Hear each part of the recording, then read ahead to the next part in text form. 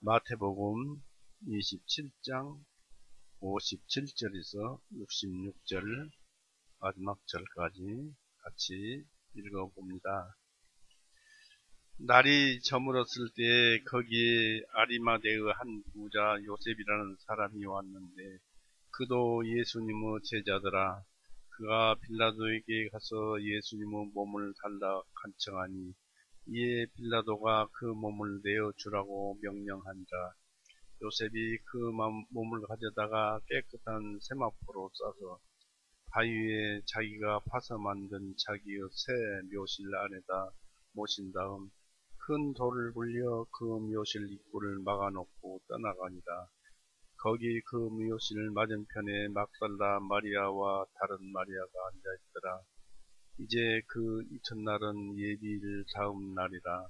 수 제사장들과 바리새인들이 함께 빌라도에게 와서 말하기를, 총독이여, 우리가 기억하기는 저 속이던 자가 살아있을 때 말하기를 3일 후에 내가 다시 일어나리라 하였나이다. 그러므로 셋째 날까지 그 묘실을 단단히 지키도록 명령하소서. 그의 제자들이 밤에 와서 그를 훔쳐가고 백성들에게 말하여 그가 죽은 자들로부터 일어났다 하리니 그렇게 되면 나중에 잘못이 처음보다 더 심할까 하나이다 하니, 빌라도가 그들에게 말하기를 너희에게 파수꾼이 있으니 가서 너희가 할 수 있는 대로 단단히 지키라 하니라.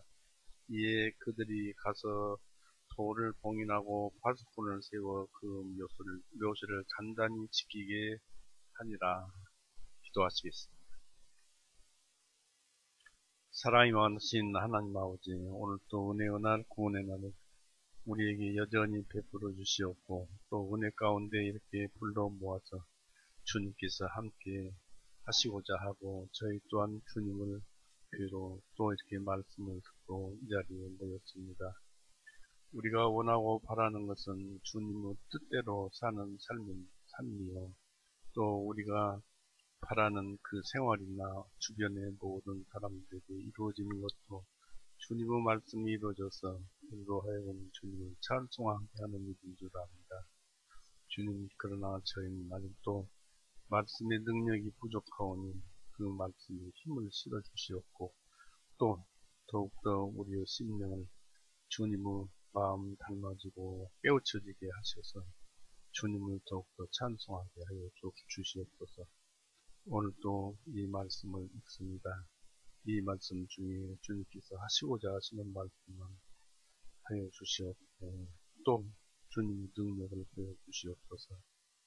언제나 우리를 지켜주시며 우리를 사랑하시며 굽어보시며 우리와 함께 우리 속에서 계시며 우리 구세주 예수 그리스도 이름으로 하나님 아버지께 기도 올렸사옵나이다. 아멘. 네, 반갑습니다.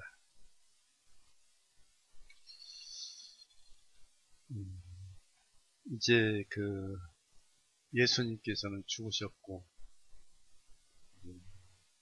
예수님이 이제 장례가 남았습니다. 예수님이 이제 6월절 날 죽으셨어요. 그리고 무교절 첫날 그날 이제 여기에서 이제 그날이 오기 전에 바로 이제 장례를 치러야 할 그런 일이 생겼습니다. 그래서 이 성경 말씀에는 예수님께서 이제 장사되신 기록과 방법과 그 상황에 대해서 우리는 예수님을 무덤에 넣은 주님의 그 제자들의 호우와 선우와 또 주님을 제자라고 해서 베드로를 포함한 그 제자가 아니고 아리마대 사람 요셉과 디모데가 같이 동참했습니다. 그래서 주님을 무덤에서 지키려 했던 제사장들과 바리새인과 빌라도 등의 그 악한 생각과 사악함에 대해 우리는 여기서 잘 살펴볼 수가 있습니다. 이에 앞서 예수님의 임종을 지키던 그 백부장과 병사들의 어,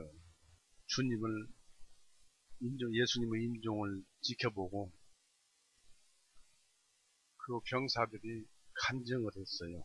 곧 이분은 하나님의 아들이셨도다.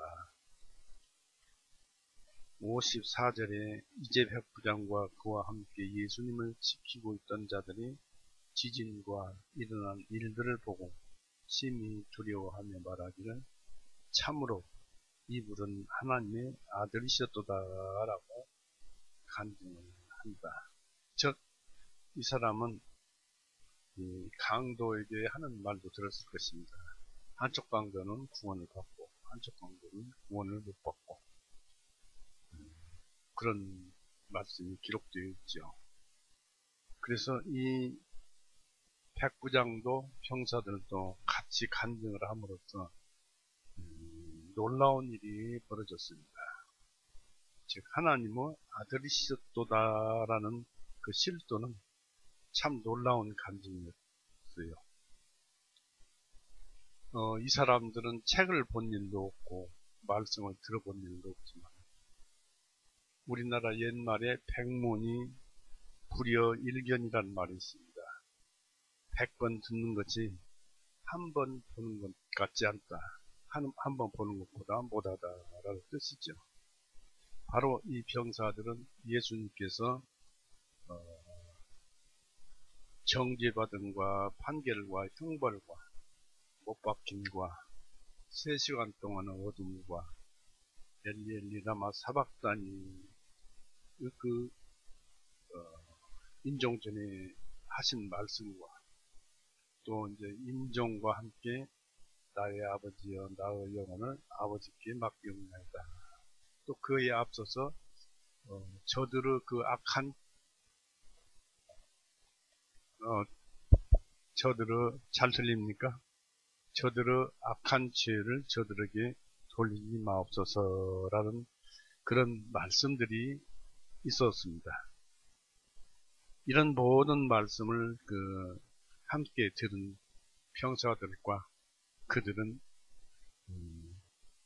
예수님 운명과 동시에 이적들이 발생을 했죠.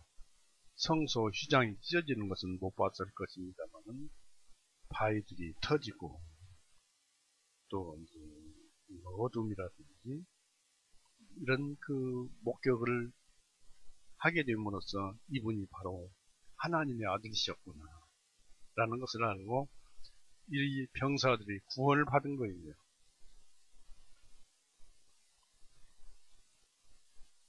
그래서 놀랍게도 그들은 우리가 보지 못한 것을 보았어요. 우리는 책으로 보지만은 그들은 눈으로 직접 보았어요. 그래서 참 부럽기도 합니다.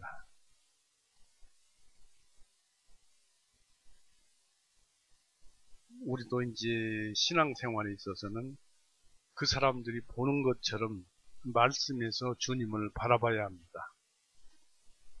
즉 골고다 현장을 머릿속에다 그려 넣어 보면서 그 가운데서 예수님이 어떻게 행하셨고 어떠한 말씀을 하셨는가 그런 것들을 마음에서 하나둘 말씀과 함께 더듬으면서 예수님을 만나보자는 것입니다.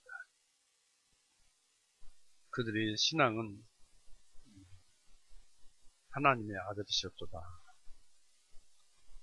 왜 또 그것이 여기에 기록되어서 그것이 위대하다고 하느냐면 모든 사람들이 예수님을 나무에 달아서 죽이는 상황에서 모든 사람들이 욕을 하고 침뱉고 식초를 주고 하는 그런 상황에서 다른 사람들은 아무 말이 없었지만 로마 병사들 오히려 그 마음이 강력한 그런 사람들은 하나님의 아들이심을 고백을 했다는 데 그 의의가 더 크겠습니다. 그래서 군병들은 참 신앙을 보여주는 하나님은 참 간증이 되었습니다. 그리고 이제 이 아리마대 사람 요셉과 또 니고데모가 장사를 지냈는데 여기에서는 니고데모가 안 나왔는데 요한복음 19장을 보십시오.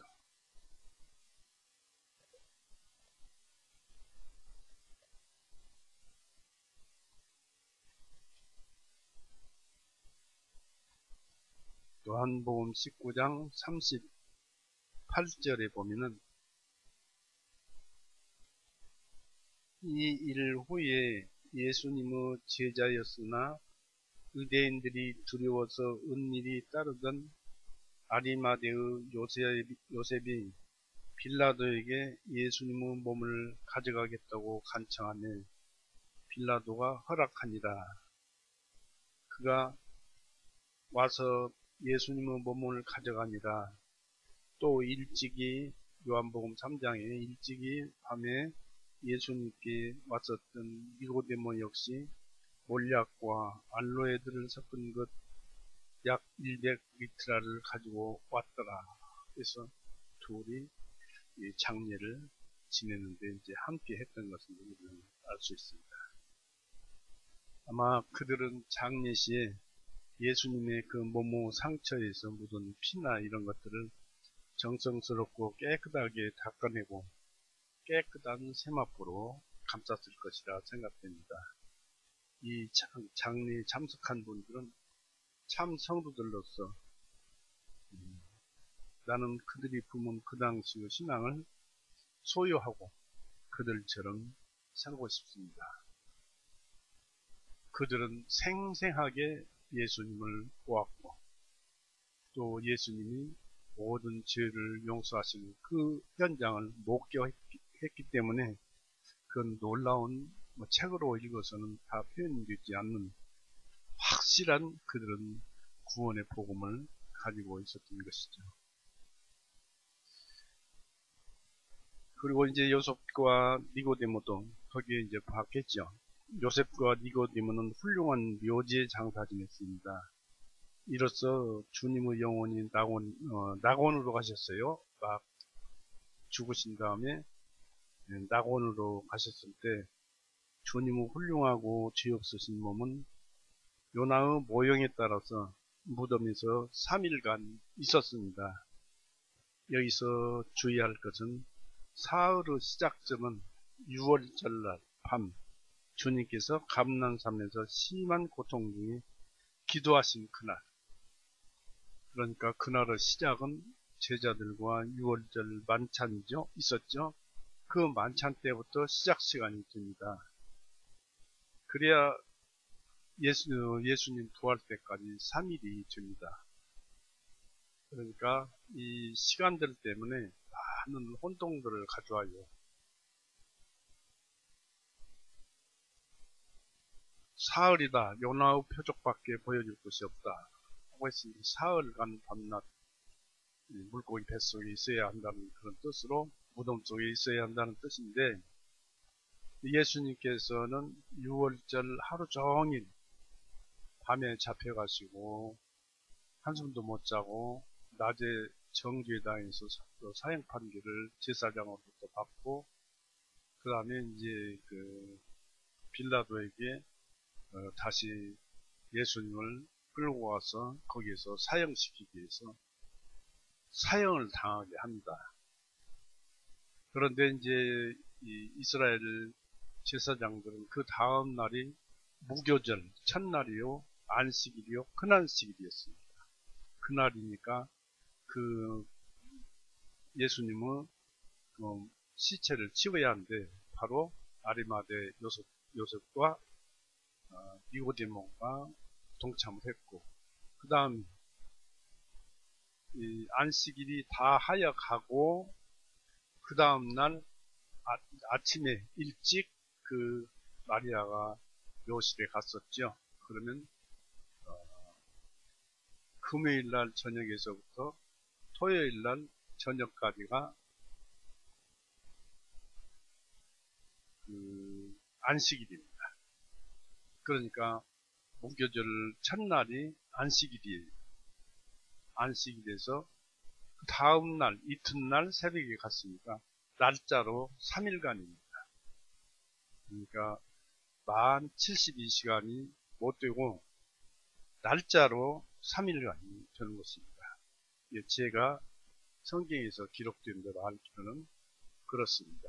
그래서 또 그런데 어떤 사람들은 뭐 이틀간이다, 3일간이다, 72시간이다 이렇게 합니다만은 3일간으로 저는 그렇게 이제 이해가 됩니다. 그런데 이제 이 예수님의 무덤은 이 아리마대 요셉이 자기 무덤, 곧 바위로 판 무덤에 예수님을 모시고 갔는데, 몸을 모시고 갔는데, 이사야 예언대로 그 무덤이 악인과 함께 되었습니다. 이사야 53장 9절에 기록되어 있습니다. 이처럼 모든 일에 있어서 죄만 빼고 예수님은 형제와 같이 되셨어요. 우리와 같이 되셨어요. 죄만 빼고. 그래서 무덤에 묻힘으로써 죽음을 확실히 겪으시고 이로 인해서 부활을 더욱 찬란하게 하셨습니다. 이처럼 주님께서 매장되신 것은 우리들의 죽음에 대한 공포심을 제거하여서 안심시키려고 하신 것입니다. 죽음은 우리 영혼이 경험해야 할 하나의 과정임을 알려주고 있습니다. 우리는 예수님께서 죽으셨기 때문에 우리는 반드시 죽어야 합니다. 또 하나님께서 창조시 이후에 죄 때문에 너희는 흙이니 흙으로 돌아가라고 하신 그 말씀 때문에 세상이 이렇게 또 유지되어 가고 우리도 태어나고 우리도 반드시 또 죽어야 되는 것입니다. 이 주님의 매장에 대한 특별한 사정이 기록되어 있습니다. 이 매장된 시간은 주님께서 죽으신 그날 저녁 해가 지기 전이었는데 신명기 21장 보십시오. 그 율법에 따른 것입니다.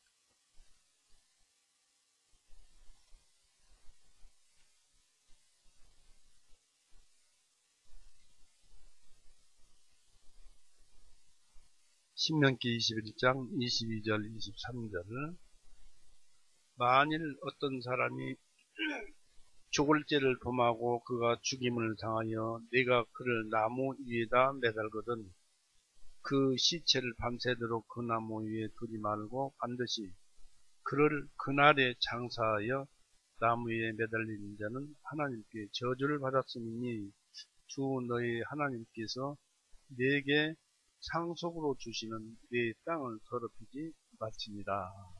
그래서 무교절을 더럽히지 말라는 그런 말씀도 여기에서 되는 것입니다. 그래서 죽은 그날 이스라엘은 그 예수님을 장례를 시켰어요. 이상하게도 우리나라에도 3일장을 합니다만은 대부분 죽은 날로부터 3일간을 지켰다가 그 다음에 매장하는 습관은 꼭 살아날까 봐서 그런 것입니다.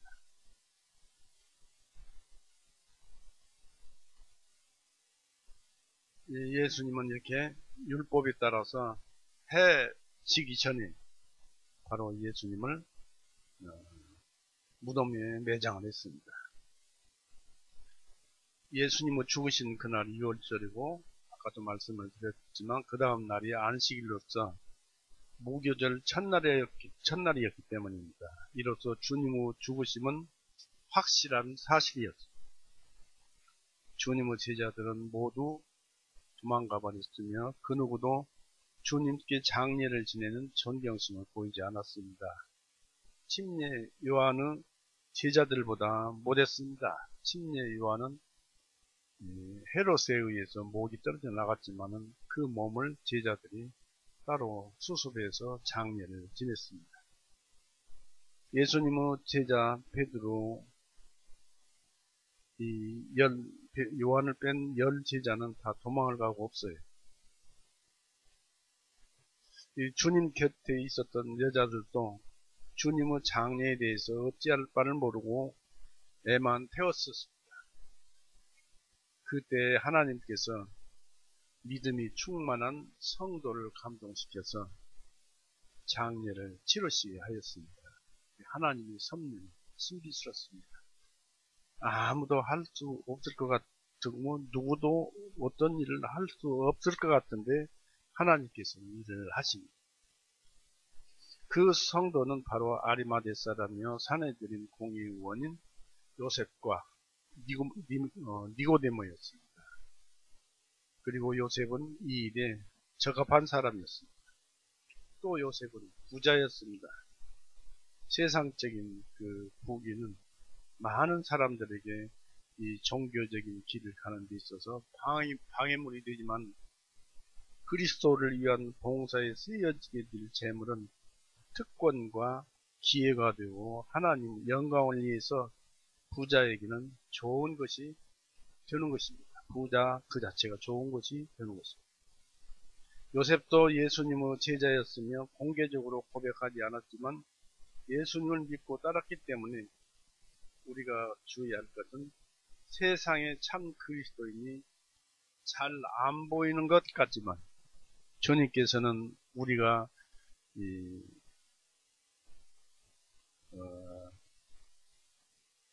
우리가 그 알고 있는 수보다 더 많은 은밀한 제자들을 가지고 있습니다. 우리는 성도가 몇 안 된다 하지만은 그것은 이제 우리 생각이고 많은 사람들이 있을 것입니다. 우리로만 해서 세상에 복음이 전파되는 것은 아니잖아요. 로마서 11장 보세요.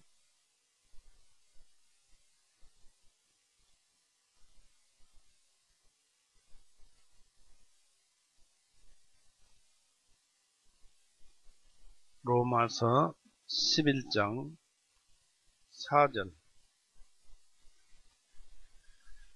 하나님께서 그에게 하신 대답이 무엇이냐?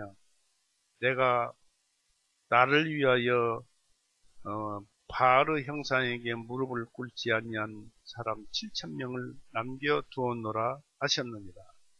이건 하나님께서 엘리야에게 하신 말씀입니다.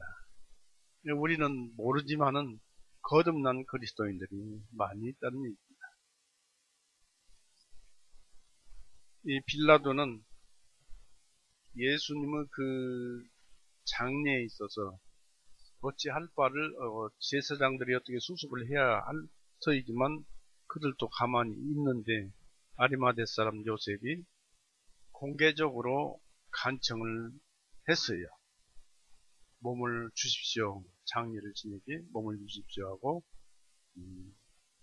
빌라도 총독에게 말을 하고 허락을 받았습니다. 58절을 보십시오.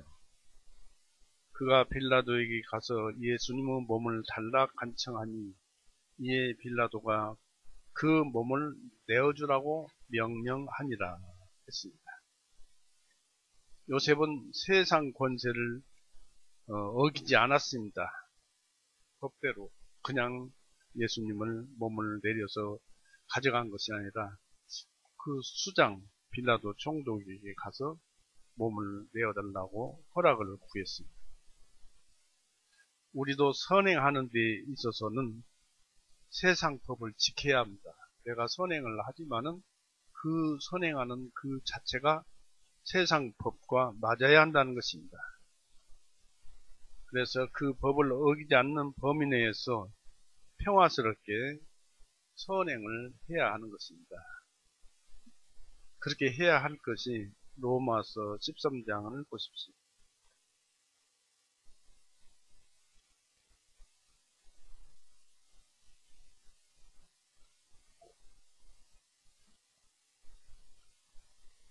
로마서 13장 1절에서부터 모든 혼은 위에 있는 권세자들에게 복종하라. 이는 하나님께로부터 나지 아니한 권세는 없으며 모든 권세들은 하나님께서 정하셨기 때문이다. 그러므로 누구든지 권세를 거역하는 자는 하나님의 정하심을 거역하는 것이니 거역하는 자들은 스스로 정죄를 받게 되느니라.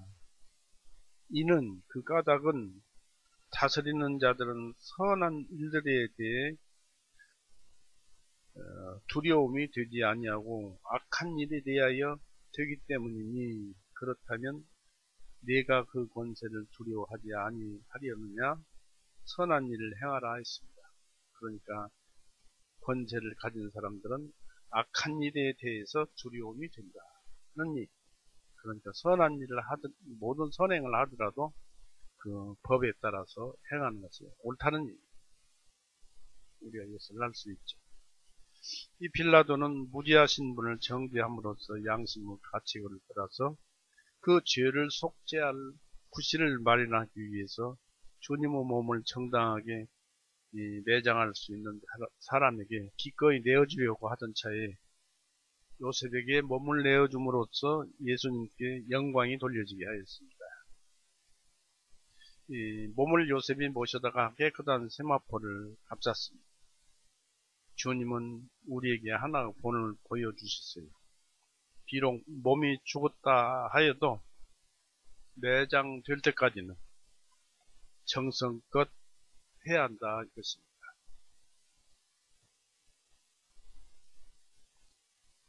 그러니까 여기에서도 보면은 예수님이 죽었다 해도 몸이지만은 정성껏 했잖아요.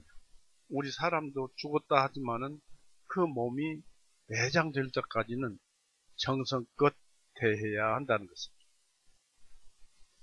예수님의 몸을 요셉은 자기의 새 묘실 안에다 모셨습니다. 주님의 몸은 빌린 무덤, 즉 요셉은 무덤에 놓여졌습니다. 주님은 생전에 자기의 머리둘 자기 집을 가지고 있지 못했고, 또 죽으셨을 때도 자신의 몸을 놓을 무덤이 없으셨습니다. 우리는 빈손으로 왔다가 빈손으로 되돌아가는 것입니다. 무덤은 죄인들의 특별한 상속물입니다. 욥기 24장 19절에 기록되어 있습니다. 우리는 우리의 죄와 무덤만이 우리 자신의 것이라 하겠습니다. 그러나 죄 없으신 주님은 자기 무덤이 없으셨습니다. 그래서 다른 사람의 죄 때문에 죽으셨으므로 주님은 당연히 빌린 무덤에 장사되어야만 하였습니다. 제사장들은 주님과 악인들이 한 곳에 묻혀지기를 바랐어요. 예수님을 죄인 취급했기 때문에 예수님과 강도들이 한 군데에 묻혀지기를 바랐어요. 그러나 하나님의 섭리는 요셉의 묘실에 안장되게 했습니다.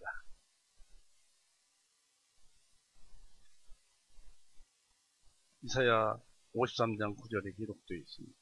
주님을 요셉 자신을 위해서 준비된 묘실에 모셨습니다. 그 묘실은 바위로 이루어진 산을 파서 만든 석실이었습니다. 제가 성지 순례하면서 골고다라고 해서 이제 성지 순례를 했고, 그 해고르트를 받고 거기서 얼마 떨어지지 않은 데에 돌무덤, 그러니까 안반을 굴이 아니라 길쭉하게 시체가 들어갈 만큼 넓직하게 굴을 파서 파놨습니다. 그래서 몸을 누일 자리는 몸이 움직이지 않도록, 굴러가지 않도록 반규빗 정도, 그러니까 한 20cm나 30cm는 안 되고 25cm나 뭐 그 정도로 깊이 파서 따로 이제 그 몸이 움직이지 않도록 그 정도 파서 한 분만 딱 누일 수 있도록 그렇게 파여졌습니다. 묘실 입구도 한 개뿐이었습니다. 60절 보십시오. 바위에 자기가 파서 만든 자기의 새 묘실 안에다 오신 다음 큰 돌을 굴려 그 묘실 입구에 막아놓고 떠나가니라. 이 아리마대 사람 요셉은 자기 무덤을 예수님에게 빌려주신 것이죠. 예수님께 주신 거예요. 그런데 이 한 몸만 빌 수 있는데 그 몸을 도적질 하려면 다른 쪽에서 구멍을 내는 수밖에 없었습니다. 그 문을 막는 돌덩이가 얼마나 컸는지 모르지만 만약에 그 돌을 움직일 수 없다면 옆에 굴을 파야 되는데 그 일을 하려면 수일이 걸릴 것입니다. 여러 사람을 불러서 수일이 걸릴 것이고 정소리라든지 망치소리라든지 요란한 공사이기 때문에 예수님의 몸을 도적질할 수 있는 방법은 전혀 없었습니다. 근데 요셉은 큰 돌을 굴려서 묘실 입구를 봉쇄함으로써 몸의 손상을 방지하였습니다. 60절 보십시오. 바위에 자기가 파서 만든 자기의 새 묘실이다 모신 다음 큰 돌을 굴려 그 묘실 입구를 막아놓고 떠나가니라 했습니다. 여기에도 진리가 있습니다. 이 묘실 문 앞에 돌을 굴려서 놓음으로써 장사가 끝났음을 뜻합니다. 그리고 각자가 이제 장례가 끝났기 때문에 돌아갔습니다. 그런데 우리가 성도 시체를 무덤에 두고 뒤돌아갈 때 그것은 매우 우울한 상황이 아닐 수 없습니다. 그러나 죽은 자를 뒤에 남겨둔 것은 우리가 아닙니다. 오히려 무덤에 있는 성도가 더 나은 본향으로 되돌아가고, 즉 우리를 죽음이란 칸막이를 덮고 간 것은 죽은 성도들인 것입니다. 잠깐 죽음이라는 칸을 열고 천국으로 낙원으로 들어간 것입니다. 그래서 이 장사를 지내서 우리는 세상으로 다시 돌아오고 성도들은 본향으로 돌아간 것입니다. 이 장례식에 수행했던 무리는 매우 적고 초라했습니다. 애곡하는 친척들도 없었고 너무나 초라했습니다. 다만 참된 애곡자들로서 막달라 마리아와 다른 마리아, 세베대의 아들들의 어머니뿐이었습니다. 56절에 그들 중에 막달라 마리아와 야고보와 요새의 어머니인 마리아와 세베대의 아들들의 어머니가 있더라고 여자 셋이 있었습니다. 참 대단한 그런 신앙을 가진 여자들이었습니다. 놀랍죠. 실제로 예수님 바라보았고 고통받은 거, 그분이 모든 죄를 용서하신 거, 또 하나님은 역사하신 거, 참 부럽기 그지없습니다. 이들은 주님을 항상 따랐고 무덤에까지 따라왔습니다. 여기서 우리는 그리스도에 대한 사랑은 우리로 하여금 끝까지 따르게 할 것이라는 사실입니다. 죽음 그 자체는 신적인 불길을 꺼버릴 수가 없습니다. 아가서 8장 보십시오. 이사야서 앞에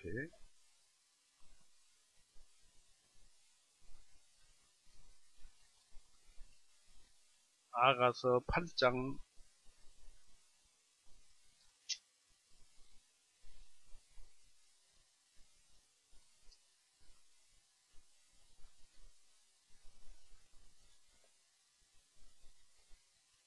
6절 7절 보세요.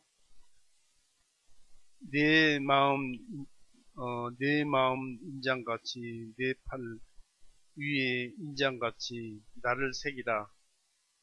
이는 사람은 죽음같이 강하고 질투는 무덤같이 잔인하니 그곳의 숲들은 불타는 솥이요 곧 심히 맹렬한 불꽃을 가진 것이라. 많은 물들로 사랑을 끌 수 없으며 홍수로도 사람을 삼키게 할 수 없나니 만일 사람이 그의 집에 모든 재산을 주어 사랑을 바꾸려 한다면 그 일은 완전히 멸시를 받으리다. 하나님에 대한 사랑을 무엇과도 바꿀 수 없다는, 그리고 우리의 심령이 그렇다는 것을 여기에 표현한 것입니다. 그러니까 하나님과의 우리가 예수님과의 관계에 있어서 예수님을 사랑하는 마음이 완전한 자는 이와 같이 무엇을 주고도 예수님의 사랑과 바꿀 수 없다는 얘기입니다. 우리도 예수님을 참으로 지극히 사랑해야 할 것입니다. 즉 다시 말해서 여기서 우리가 말한 대로 죽음 그 자체는 신적인 불길, 곧 사랑을 꺼버릴 수 없다는 것입니다. 한편 대제사장들은 온 힘을 기울여서 죽은 뒤까지 예수님을 쫓아다니면서 이 주님의 부활을 방해하려고 하였습니다. 참 이상한 사람. 부활을 방해하려고 하였습니다. 그들이 이런 일을 한 것은 예비일 다음 날인 이튿날, 첫날, 무교절 첫날이었습니다. 62절 보십니다. 마태복음 27장 62절. 이제 그 이튿날은 예비일 다음 날이라. 예비일이 6월절이죠. 예비일 다음 날이다. 수제사장들과 대제사장이죠. 숫자가 머리 숫자니까 대제사장들과 바리새인들이 함께 빌라도에게 와서 라고 했습니다. 그날은 제7일 안식일이었습니다. 이런 병행 규절을 기록한 것은, 즉 무엇을 병행 규절이라고 하냐면 이제 그 이튿날, 그 다음에 예비일, 또 다음 날이라 이렇게 세 가지를 여기다 쭉 기록해 놓은 그 병행 규절이죠. 이것을 기록된 것은 그날 이후에 시작되었던 그리스도인들의 안식일을 제시하려고 했기 때문입니다. 참 그리스도인은 모든 날이 안식일입니다. 일요일도 안식일이고, 월요일도 안식일이고, 화요일도, 수요일도, 목요일도, 금요일도, 토요일도 전부 안식일입니다. 그리고 날짜만 안식일인 것이 아니라 예수님이 안식 그 자체이기 때문에 예수님과 동행하면 안식 그 속에서 사는 것입니다. 굳이 세상적인 이름으로 표현하면 오늘날의 일요일이 안식일입니다. 그리고 그날은 8번째 날입니다. 그래서 성경에서도 그날을 주의 첫날이라고 불러서 그날에 모여서 떡을 떼고 그랬습니다. 사도행전 20장 한번 보여주세요.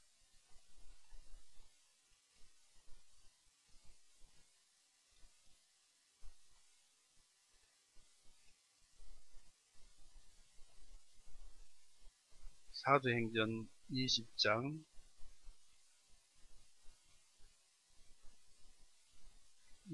7절. 그 주간의 첫날에 제자들이 빵을 떼려고 함께 나오니 바울이 이튿날 떠날 준비를 하고 그들에게 말씀하시기를 선포한 밤중까지 계속 말을 하니라 했는데, 그 주간의 첫날에 그랬습니까?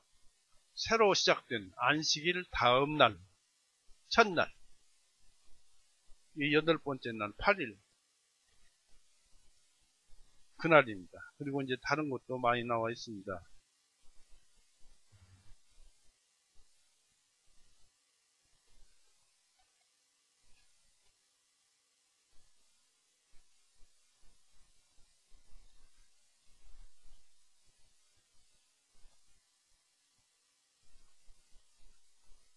요한복음 20장 19절을 보십시오. 요한복음 20장 19절. 그때의 같은 날, 곧 주간의 첫째 날 저녁 때에 제자들이 모인 곳에서 유대인들을 두려워하여 문들이 잠긴 첫째 날, 바로 8일째입니다.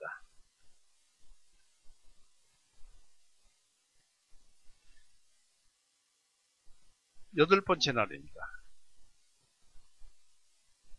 예수님의 몸은 안식일 날 종일 무덤에 몸이 뉘어져 있었습니다. 엿새 동안 모든 역사를 마치시고, 즉 세상의 모든 죄를 다 처리해 놓으시고, 형벌을 다 받으시고, 죄를 깨끗이 해 놓으시고, 그리고 제7일에 주님은 휴식을 하고 쉬셨습니다.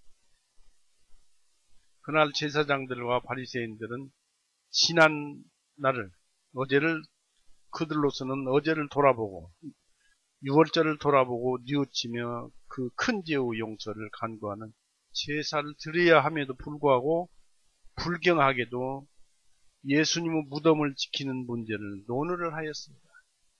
그들은 죄에 죄를 더 가중시켜 쌓았습니다. 그들의 악행을 살펴보면은 그들은 빌라도가 요셉에게 몸을 주었다는 사실에 불안감을 느끼고 무덤을 지킬 것을 논의하였습니다. 그래서 그들은 주님께서 사흘 후에 다시 살리라고 하였다면서 그리스도를 유혹자라 부르면서 빌라도를 총독이여라고 하면서 주라는 개혁성경에는 주여 하고 우리 킹제임스 성경에는 총독이여라는 말을 썼습니다만은 존칭을 사용하여서 하나님의 권위를 떨어뜨렸어요. 대제사장이 어찌 총독에게 가서 그렇게 부릅니다. 선한 자에게는 가장 사악하게 하고 권력 있는 자에게 대해서는 하나님 되어듯 야비하게 아첨하는 자들이 그들이었습니다.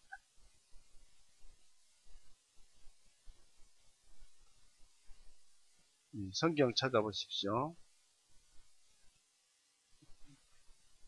62절, 63절, 마태복음 27장 62절, 63절.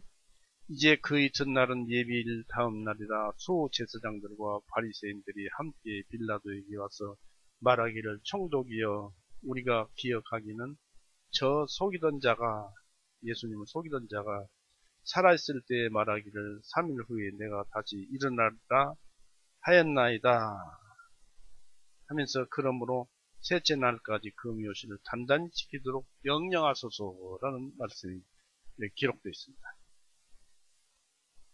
그래서 그들은 제자들이 밤에 와서 주님 몸을 훔쳐가기라도 하는 날에는 나중에 잘못이 처음보다 더 심할까 하나이다라고 말을 했어요. 64절에 보면 셋째 날까지 묘실에 단단히 지키도록 명령하소서. 그의 제자들이 밤에 와서 그를 훔쳐가고 백성들에게 말하며 그가 죽은 자들로부터 일어났다 하리니 그렇게 되면 나중의 잘못이 처음보다 더 심할까 하나이다 라고 여기에 기록을 해놓았습니다.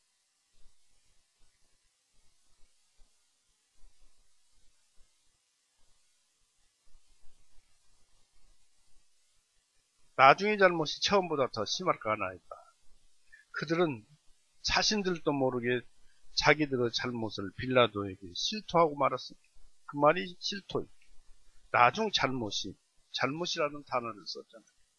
나중 잘못이 또는 후의 유혹이 처음보다 즉 주님을 죽게 한 잘못보다 더 크다고 실토를 한 것입니다. 제사장들이 제일 두려워한 것은 예수님의 부활이었습니다. 우리에게는 최고의 영광이요 기쁨이요 만족이지만은 제사장들에게는 가장 큰 두려움이 되었습니다. 야고보 11번째 아들 요셉을 형들이 고통으로 몰아넣은 것이 전화위복이 되어서 야고보 집을 통치하는 그런 조짐이 되게 한 것처럼 그렇게 되었습니다. 또한 다윗의 원수들이 말하기를 이제 저가 눕고 다시 일어나지 못하리라고 말을 한 것처럼 예수님 부활에 대한 예언을 지워버리려고 노력을 하였습니다. 여기서 유의할 것은 제사장들은 자기들의 목적을 달성했음에도 예수님 죽었으니까 자기들의 목적을 달성했음에도 여전히 그들의 계획이 물거품으로 돌아가게 될 것을 두려워하고 있다는 사실입니다. 저명한 관원이었던 요셉과 니고데모도 공의 의원입니다. 그 두 공의 의원이 그리스도 몸에 존경을 표한 사실에 놀라면서 예전에 그 죽은 나사로 등 예수님께서 사망에서 생으로 바꾼 사람이 셋이나 되었죠. 그런 것을 기억하면서 제사장은 놀라워했을 것입니다. 또 그들은 주님의 제자들이 밤에 와서 몸을 훔쳐갈까 봐서 두려워하였지만 일어날 수 없었습니다. 왜냐하면 제자들이 훔쳐갈까 봐 그런다고 그랬는데, 왜냐하면 제자들은 주님의 생전에 마땅히 존경하며 주님을 따랐어야 함에도 주님의 고난 중에 진정한 용기를 가지지 못하고 다 도망가 버렸었잖아요. 주님의 죽으심이 제자들에게 용기를 주지 않았으면 당연합니다. 예수님께서 감람산에서 기도할 때 제자들이 다 졸았잖아요. 그때 시험에 걸린 것입니다. 그러니까 예수님을 다 부인하고 한 것이 결국 예수님께서 죽으실 때 그 옆에 있었는지 없었는지 내 눈으로 확인은 안 되지만 다 도망가고 없었다는 것입니다. 용기를 주지 않았으면 당연하다는 것입니다. 또 제자들은 용기도 없었지만 만약 주님의 몸을 훔쳐가서 주님께서 살아났다고 말하거나 혹은 자신들을 속이는 일을 함으로써 백성들과 자신들에게 무슨 유익이 있겠습니까? 그들이 볼 때는 예수님은 제사장들에게 죽었기 때문에 말입니다. 이 제자들은 도망자였었습니다. 그러므로 제자들은 주님의 몸을 훔칠 이유가 없었던 것입니다. 또 제사장들에게는 주님께서 부활하여 당신의 교훈이 전파된다면 그 영향력이 크며 또 백성들이 믿고 따른다면 그들은 나중 형편이 처음 형편보다 더 나빠지게 될 것이라고 염려한 것입니다. 베드로후서 2장 보십시오.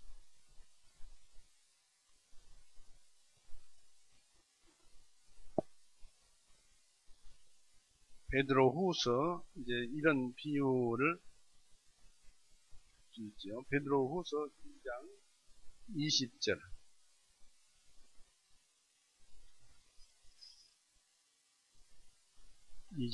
베드로후서 2장 20절. 만일 그들이 주님이시요 구주이신 예수 그리스도를 아는 사실을 통하여 세상의 더러움에서 벗어난 후에 다시 거기에 걸려 들어진 자가 되면 그들의 나중 형편이 처음보다 더 악화되나니, 이런 비유를 형편이 더 나빠진다고 그렇게 표현을 한 것입니다. 이 제사장들은 오랫동안 주님의 설교와 이적을 그동안에 묵인해왔던 것이 그들의 잘못이었다고 생각하고 있었습니다. 그러므로 주님은 다시 일어나서는 안 되었던 것입니다. 그러나 이 잘못이 최악이었습니다. 시편 2편 보십시오. 시편 2편 4절에서 7절. 하나님의 생각을 읽어봅니다. 땅의 왕들이 스스로 나서며 지도자들이 서로 의논하여 주님과 그분의 기름 부음 받은 일을 대적하여 말하기를, 그들이 결박한 것들을 우리가 끊고 그들이 결박한 것을 우리에게서 벗어버리자 하는도다. 하늘들에 앉으신 그분께서 웃으실 것이요 주님께서 그들을 비웃으시도다. 그때 그분께서 진노하신 가운데 그들에게 말씀하시고 심히 불쾌하여 그들에게 분노하시기를, 내가 나의 거룩한 산 시온 위에 내 왕을 세우노라 하시리라. 내가 칙령을 밝히 보이리다. 주님께서 내게 말씀하시기를 너는 내 아들이라. 이날 내가 너를 낳았도다. 이날 내가 너를 낳았도다. 언제? 예수님께서 골고다에서 죽은 그날 예수님. 이날 내가 너를 낳았도다. 즉 무엇이냐면 예수님은 신성과 인성으로서 말씀이 육신이 되신 분이시지만은 이 땅에 다윗의 아들로 태어났기 때문에 인간의 그 인성을 가지고 있었습니다. 그 인성까지도 성령님으로 하나님으로부터 인정을 받아야 돼요. 그래서 인정을 받는 것, 이것을 낳았다고 하는 거예요.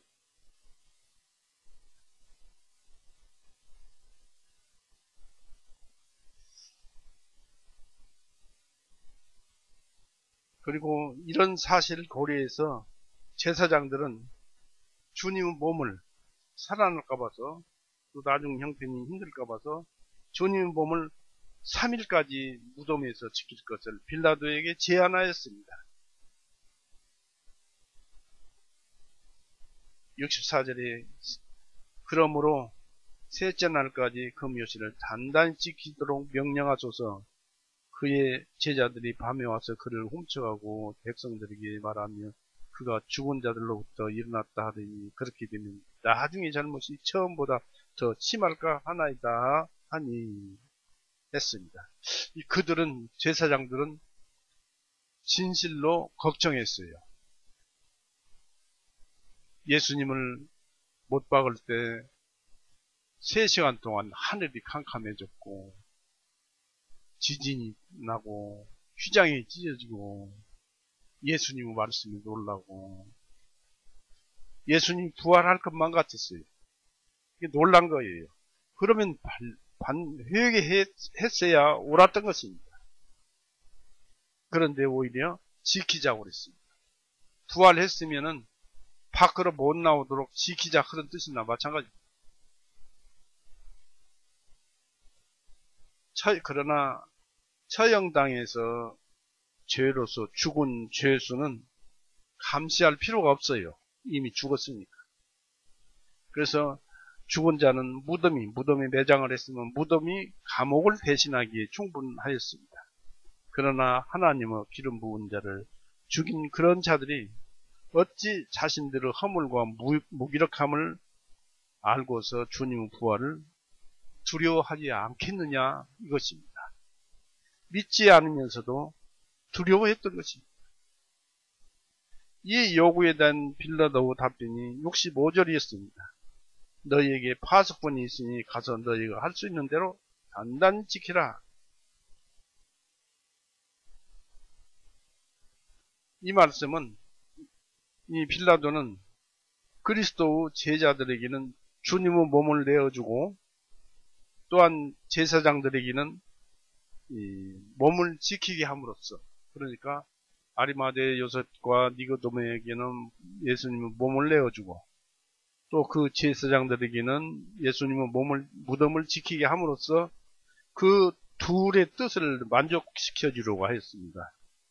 빌라도는 한편의 소망과 다른 한편의 두려움을 다 같이 비웃었을 것입니다. 어떻게 사람이 살 것이냐, 또 예수님을 부활할 것이다 하는 소망이 있잖아요. 그것도 비웃고 그것을 두려워한 제사장들도 비웃었을 것입니다. 그러니까 너희에게 파수꾼이 있다 라고 했습니다. 그 말은 어떤 뜻이냐면 총독 관리하에 있는 안토니아 로마 관저에는 탑이 30m 정도 높이 쌓여져 있어가지고 그 망루에서 예루살렘을 살펴보면 이 끝에서 저 끝까지 다 전체를 둘러볼 수 있다고 합니다. 거기가 파수꾼의 부대 본부였습니다.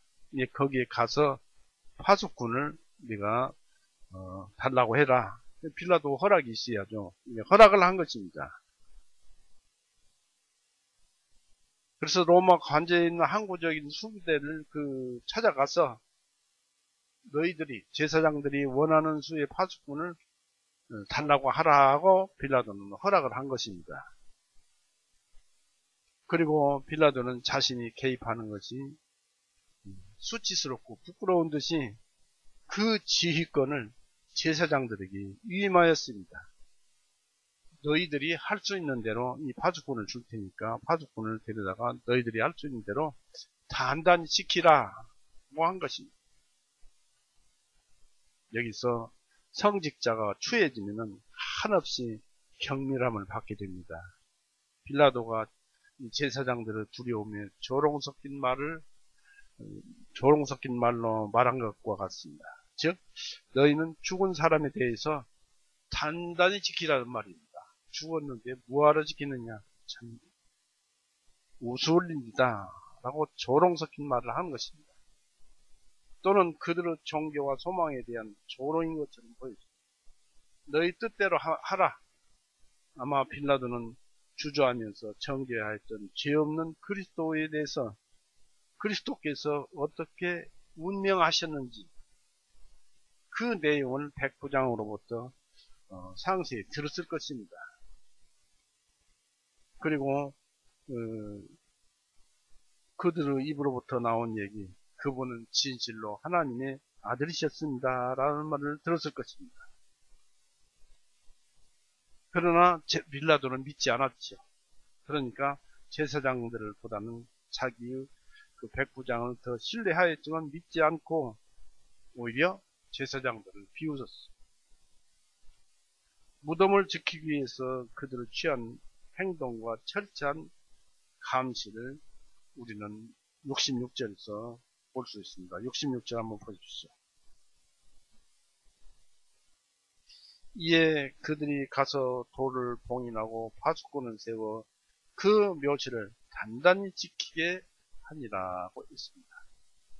제사장들은 빌라도 말대로 무덤을 막고 있는 큰 돌과 무덤벽에 이 종이를 또는 그 당시에 쓰던 파피루스라는 종이를 붙여놓고 제사장의 인장으로 봉인을 했을 것입니다. 여기 보니까 66절에 이에 그들이 가서 돌을 봉인하고, 돌에다 어떻게 도장을 찍습니까? 종이가 있었는지 모르겠습니다만 파피루스는 그 당시에도 있었을 것입니다. 파피루스를 돌과 돌 무덤 벽에 붙여놓고 도장을 찍었다는 얘기입니다. 그것은 주님께서 부활하여 무덤에서 나오는 것을 막기 위한 아주 악랄한 방법이었습니다. 그러나 하나님께서는 그것을 선용하였습니다. 즉 주님의 부활을 막기 위해 지킨 군병들에게 주님의 부활을 볼 수 있는 기회를 주신 것입니다. 파수꾼은 주님의 부활을 대제사장에게 말했고, 또 이로써 제사장들은 변명의 여지가 없게 되었습니다.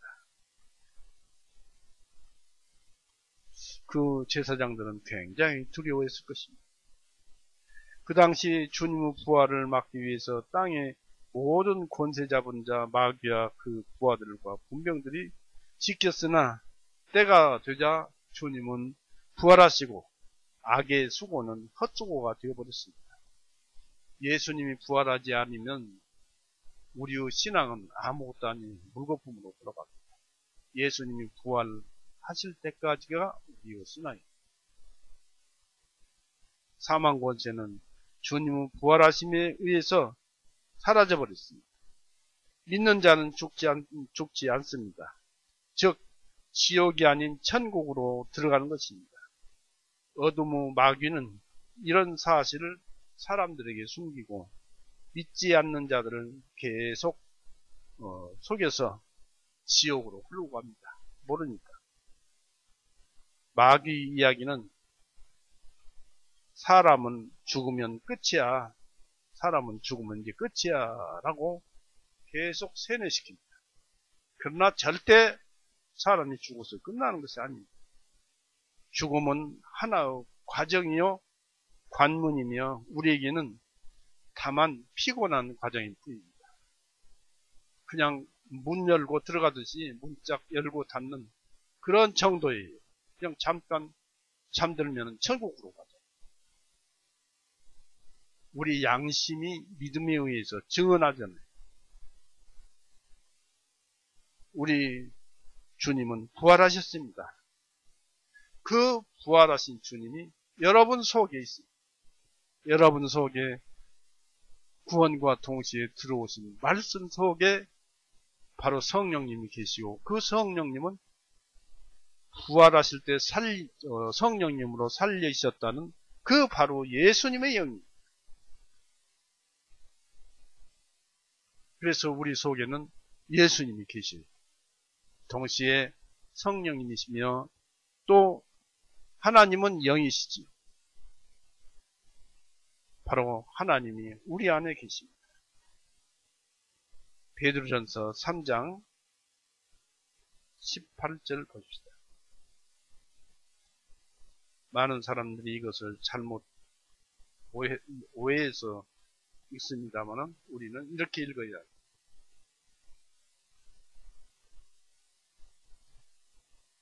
베드로전서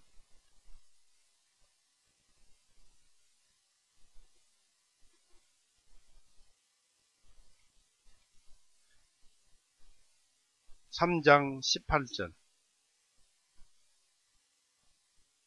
이는 그리스도께서도 죄들을 위하여 한 번 고난을 받으시어 의인으로부터 불의한 자들을 대신하셨기 때문이니 육신으로 죽임을 당하시고 성령님으로 살림을 받으셔서,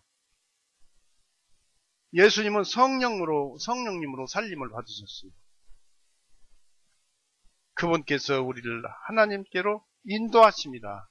지금 현재 우리를 하나님께로 인도하고 계시는 분이 예수님입니다. 또 로마서 1장 4절 보십시오. 아까는 시편을 보았습니다마는 로마서 1장 4절.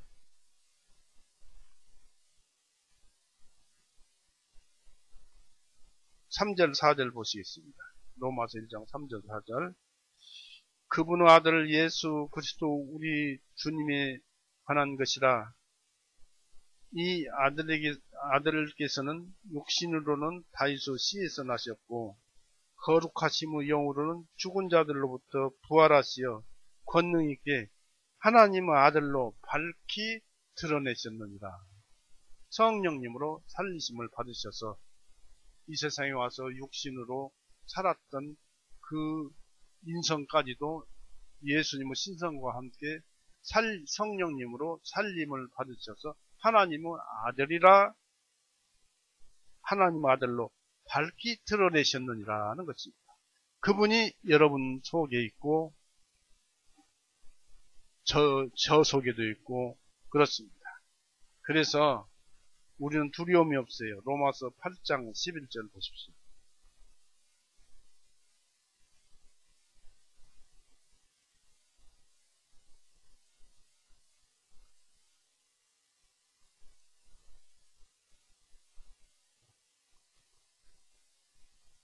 로마서 8장 11절.